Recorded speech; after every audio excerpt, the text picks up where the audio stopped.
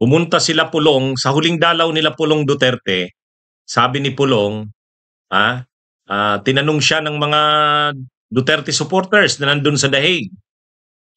Yung mga nagrarally doon, yung mga naghihintay kapag may mga bumibisita sa loob sa kulungan ni Duterte, paglabas ng halimbawa si Pulong, tatanungin, ano na pong kalagayan ni Tatay Digong? Sabi ni Pulong, payat daw ngayon si Duterte. Payat daw ngayon. Pagdating nga daw nila, hindi pa kumakain. Hindi pa raw kumakain si Digong. Almusal at pananghalian, hindi daw kumakain. Kumain lang daw nung dumating na sila. Kaya mas payat daw ngayon, ayon kay Pulong, payat daw ngayon ang kanyang ama. Hindi natin alam kung totoo yung sinasabi ni Pulong, kasi bawal namang kumuha ng picture ni Duterte. Bawal i-video, bawal kuna ng picture. Kasama yan sa mga pinagbabawal. Bawal siyang interviewin. Yan yung mga restrictions doon sa kulungan ni Duterte. O ngayon mga kabunyog, mga kabayan, ito namang si Roque ay may drama na naman. Ang sabi ni Roque, ganito. Ito ang sabi ni Roque. Ang hindi niya matanggap, ni Duterte daw, yung mabaliwala yung soberanya ng Pilipinas. Yun ang kumakain sa kanyang damdamin. Wow. Kumbaga ang sinasabi ni Roque, kaya daw namamayat si Tatay Digong nila, kaya daw namamayat dahil hindi daw sa kung ano pa mang dahilan, kundi masama daw talaga ang loob ni Duterte sa nangyari na ang nabaliwala daw ang soberanya ng Pilipinas. Ang damdamin daw ni Duterte, masama daw ang loob sa ginawa ng administrasyon ni PBBM na isinurrender siya at isinurrender ang soberanya ng Pilipinas. Wow. Madrama naman tong si Roque. Kumbaga ang sinasabi ni Roque, mga kabunyog, kung namamayat man si Duterte, parang protesta ni Duterte. Protesta ito ni Duterte na hindi niya matanggap na ang Pilipinas ay wala ng soberanya kasi nagpailalim na sa dayuhan ang gobyerno ng Pilipinas yung ginawa sa kanya ni PBB. Mga kabunyog, mga kababayan. Ano itong si Roque? Linalagyan pa ng anggulo ng mga soberanya. Para alam nyo, yung mga lumalabas yung mga kwento nila na yan, na payat na daw si Duterte, yung paawa kay Duterte. Ngayon yan, sinasabayan doon sa application, yung urgent request ni Kaufman na interim release. Para maipakita, na mapagbigyan yung urgent request for interim release, pinapakita nila yung kalagayan ni Duterte na nakakaawa ito. Para makakuha ng awa sa mamamayang Pilipino, ganyan yung pinoportray nila na payat na. At ito pa yung sabi ni Sara Duterte, mga kabunyog, mga kababayan, ito naman ang sabi ni Sara. Sabi naman ni Sara, ito naman yung sabi ni Sara. Siya, Rodrigo Duterte, ang kauna-unahang ICC detainee na ganoon ng edad. Hindi lang siya senior. Super senior na siguro ang tawag sa kanya dahil 80 years old na siya. So mas maigi siguro na mayroon siyang interim release wherein mayroon din siyang available na nurses and caregivers na pwedeng mag-assist sa kanya. Yan. Kumbaga ngayon, ang inaano nila na nakakaawa daw si Duterte kasi 80 years old na, super senior na, sabi ni Sara. Kailangan na nito ng hindi lang daw nurse kundi mga caregivers na mga ngalaga. Ayan. Alam nyo ito, mga kabunyog, mga kababayan, itong paawa na ito ng mga Duterte sa nangyayari kay Digong, naiisip nila yung awa na yan sa kanilang ama. Nung ang daming pinagpapatay sa war on drugs, parang wala silang awa. Hindi pala parang walang awa. Wala talagang awa. 'Di ba mga kabunyog, mga kababayan? Tayo, hindi naman tayo natutuwa sa pinagdadaanan ni Duterte, hindi naman tayo gano'n. Kaya lang napaka-ipokrito nila, ah. Sa totoo lang ang kulungan nga ni Duterte doon sa Dahig, sa The Netherlands, may sariling CR, may sariling sulo lang siya doon sa kulungan niya. Makatao ang sa katunayan, parang parang condo unit nga ang kulungan niya doon, parang hotel eh. Eh dito sa Pilipinas, ang isang kulungan ng mga nakakulong dito, ha? 15 kayo or 20 kayo, nagsishare kayo sa isang siksikan na kulungan. Oh. And yet, hindi sila naaawa dyan. Dito sa Pilipinas, pag may nahuling nagnakaw ng sardinas, kahit 85 years old ka na, ikukulong ka pa rin. Hindi sila naawa dyan. Nung spokesperson si Harry Roque ng Malacanang noon, pag mayroong mga aktivista na nakukulong, halimbawa, sino ba yon yung panahon ng COVID noon, yung matanda na driver na nakabiolate ng COVID, yung COVID protocols noon. Naalala natin yon? Yung mga driver na matatanda, may driver na matanda noon, 85 years old na yata yun, nakulong. Nagmamakaawa yung pamilya na palayain naman. Sabi ni Roque noon,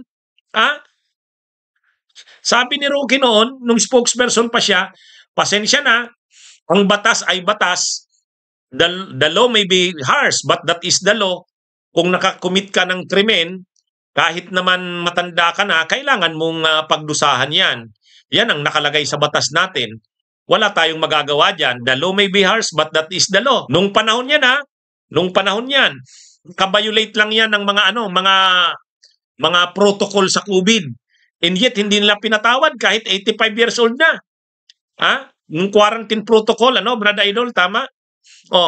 Tapos minsan nga may nahuling nagnakaw ng sardinas, matanda na, kinulong pa rin. Tapos pag tinatanong mo yan sila Roque noon, wala daw magagawa kasi kahit matanda na, talagang kailangan pagdusahan ang krimen na nagawa. Ngayon kay Duterte, 80 years old, paulit-ulit na sila ng pagsasabing kawawa naman, 80 years old na. Ay, matindi ito mga kabunyog, mga kababayan, itong sila Roque, sila Sara Duterte.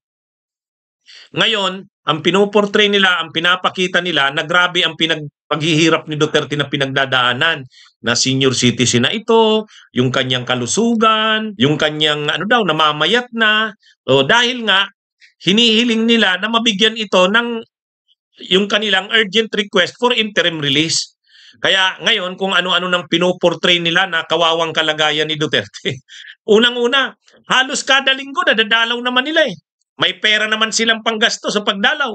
Halinhinan sila. Halos walang araw na hindi naman dinadalaw si Duterte. Ang dami nilang panggastos, pambiyahe sa Europa.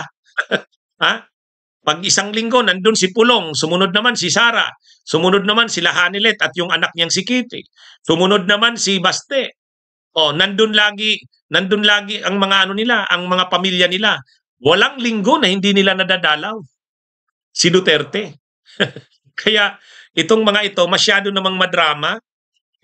Masyado namang madrama. Ngayon pinapatampok ni may mga drama pa si Roque. Anong drama ni Roque? Ang nakakapagpapayat daw kay Duterte, hindi daw yung kung ano pa man, kundi yung iniisip niya na wala nang hindi na pinahalagahan ang soberanya ng bansa. Wow.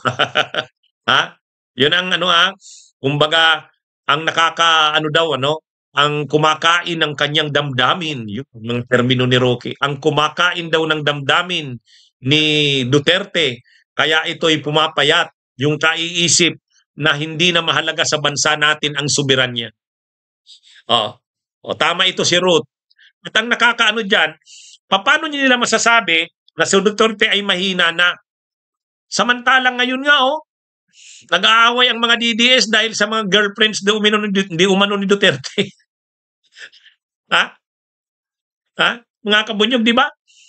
Nag-aaway-away sila. Nag-aaway-away yung pamilya ng Duterte, si Baste, at saka si Kitty Duterte mukhang nag-aaway dahil sa mga girlfriend. Pati mga DDS nag-aaway-away. Sila si Trixie Cruz Angeles, kalaban sila Maharlika. Aaway-away dahil nga sa mga intriga sa di umano'y mga girlfriends ni Duterte. Ha? O yan mga kabunyog. Yan ang kanilang mga ano ngayon. O, kung mahina na si Duterte, bakit nung ano bang nangyari kay Duterte bago siya na-aresto? Ay di ba nagbiyahe pa siya ng Hong Kong? Nagbiyahe pa siya ng Hong Kong. At pagdating niya ng Hong Kong, mayabang pa siya doon. Kaya lang hindi niya na inaasahan na pagbalik niya na ng Pilipinas, aarestuhin na siya. Oh. Pero nung nasa Hong Kong, di ba, tinanong siya, anong masasabi mo na lumabas na raw po ang arrest warrant sa ICC? Pwede ka na pong arestuhin. Anong sabi ni Duterte? Ay, wala sa akin yan. Oh, arestuhin na nila ako kung gusto nila akong arestuhin. O, di ba? Oh. Anyway, yan mga kabunyog, mga kababayan, ano? Ang problema dito, lahat ng paawa ngayon, ginagawa nila tungkol kay Duterte. Pero nung pinapatay ang mga karaniwang mamamayan, ang mga mahihirap, matandaman o bata na dadamay, naawa ba sila? Naawa ba sila sa 20,000 to 30,000 na namatay? Na nawalan ng mga magulang?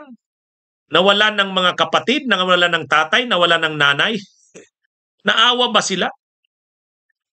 Ngayon, panay ang bukang bibig nila, awa.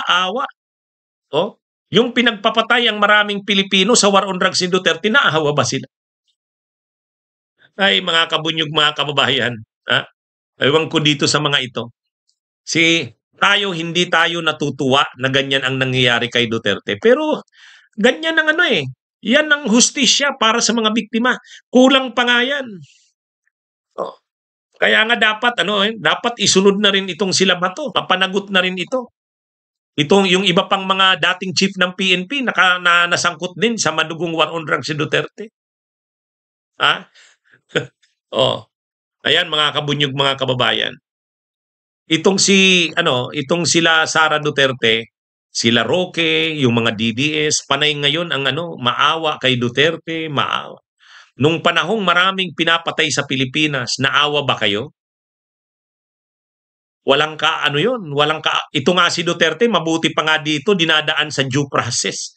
Yung mga pinatay nung war on drugs si Duterte, walang due process. Walang due process no. Oh. Anyway, yan mga kabunyog, mga kababayan. Magandang araw sa inyong lahat. Mabuhay tayo. Bunyog, halikan na kasama ka. Bunyog, kapag buklod ay may pag-asa. Luzon, Visayas, Mindanao, isa ang pananaw.